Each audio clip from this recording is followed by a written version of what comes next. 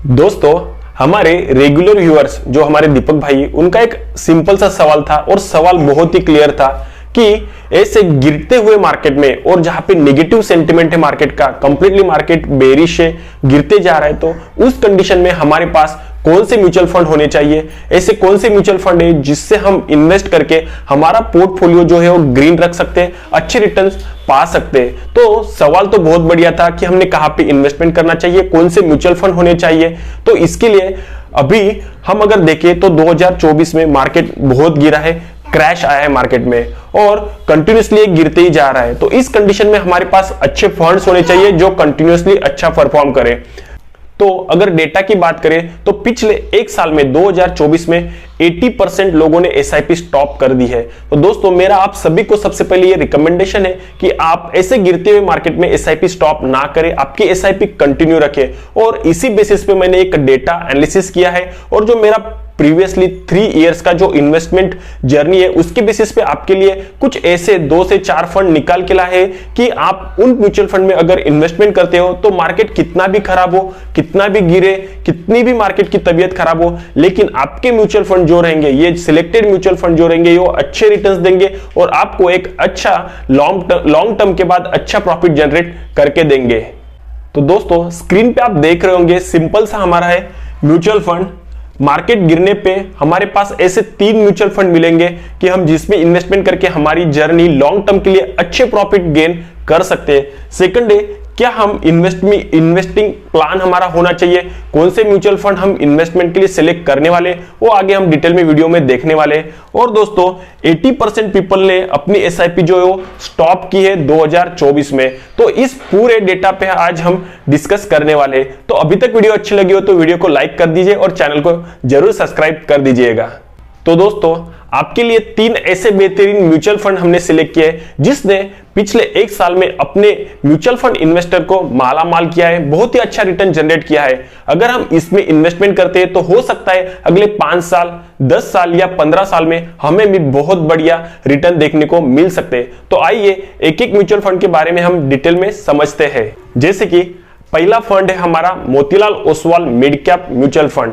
तो mid cap category का ये म्यूचुअल फंड है। ये म्यूचुअल फंड अपनी मिड कैप कंपनीज में, जो कि हमारा शेयर मार्केट का कैटेगराइजेशन है, जो हमारी 101 से लेकर 250 की लिस्टिंग कंपनी है, 250 तक, तो उनमें ये इन्वेस्ट करता है। तो इसमें जो भी कंपनीज है वो एक तो ग्रोइंग स्टेज में होती है और वो अच्छे रिटर्न लॉन्ग टर्म के बाद जनरेट करने की संभावना रखती है। तो हम अगर इसमें देखें तो मोतीलाल ओसवाल का मिड कैप फंड है। इसने लास्ट 1 ईयर में दोस्तों 67% रिटर्न जनरेट करके दिया है और इसने पिछले 3 साल में अगर देखें तो हम 46% रिटर्न जनरेट करके दिए हैं। इस म्यूचुअल फंड में आप एसआईपी थ्रू और लमसम भी इन्वेस्टमेंट कर सकते हैं। बहुत सारे लोगों का सवाल रहता है कि हम एसआईपी कब करें, एसआईपी कैसे करें और लमसम कब करें। एसआईपी तो दोस्तों आप मंथली कर सकते हो, जिसे हम सिस्टमेटिक इन्वेस्टमेंट प्लान बोलते हैं, बट लमसम करने का बहुत इंपॉर्टेंट तरीका होता है जिससे हमें अंडरस्टैंड करना चाहिए कि कब हमें लमसम करनी चाहिए। जैसे कि आप यहाँ पे देख रहे हो, कोई भी जब मार्केट चलता है तो मार्केट ऑलवेज ग्रोइंग स्टेज में नहीं रहेगा, कुछ ना कुछ कंडीशन की वजह से मार्केट में फॉल आता है, ड्रॉप आता है। तो जब मार्केट गिरता है तब हमारे पास अगर पैसे हैं तो हमने जब गिर रहा है तब आपको लमसम करना चाहिए। हो सकता है कि आपका एग्जैक्ट पॉइंट पे लमसम ना हो सके, आपने यहां पे लमसम किया तो मार्केट यहां से और नीचे गिर सकता है, आपने यहां पे लमसम किया तो शायद यहां से और गिरे या ऊपर चला जाए। हमारा लमसम ऑलवेज हमारे ड्रॉप पॉइंट पे होना चाहिए, निचली पॉइंट पे होना चाहिए। अगर हम ऐसा लमसम करते हैं तो आने वाले समय में हमें 5 साल बाद, 10 साल बाद अच्छे रिटर्न्स मिल सकते हैं। तो ये जो हम देख रहे हैं मोतीलाल ओसवाल का मिड कैप कैटेगरी फंड एक अच्छी अपॉर्चुनिटी आपको क्रिएट कर रहा है। आप इसमें इन्वेस्टमेंट कर सकते हो लॉन्ग टर्म के लिए, तो आपको अच्छे रिटर्न मिल सकते हैं। हमारा सेकंड म्यूचुअल फंड है जो कि HDFC mid cap mutual fund. तो इसमें भी हमने mid cap category mutual fund select किया है, एक बैंक रिलेटेड म्यूचुअल फंड है। तो दोस्तों, अगर इसका भी हम रिटर्न देखें तो पिछले एक साल का रिटर्न हमें 30% मिला है। अगर हम कंपैरिजन 3 साल के रिटर्न्स की करें तो 33% रिटर्न हमें मिले। और इस म्यूचुअल फंड में भी हम एसआईपी और लमसम थ्रू इन्वेस्टमेंट कर सकते हैं। तो ये second top most mutual fund है जो कि मिड कैप कैटेगरी में अच्छे रिटर्न जनरेट किए हैं।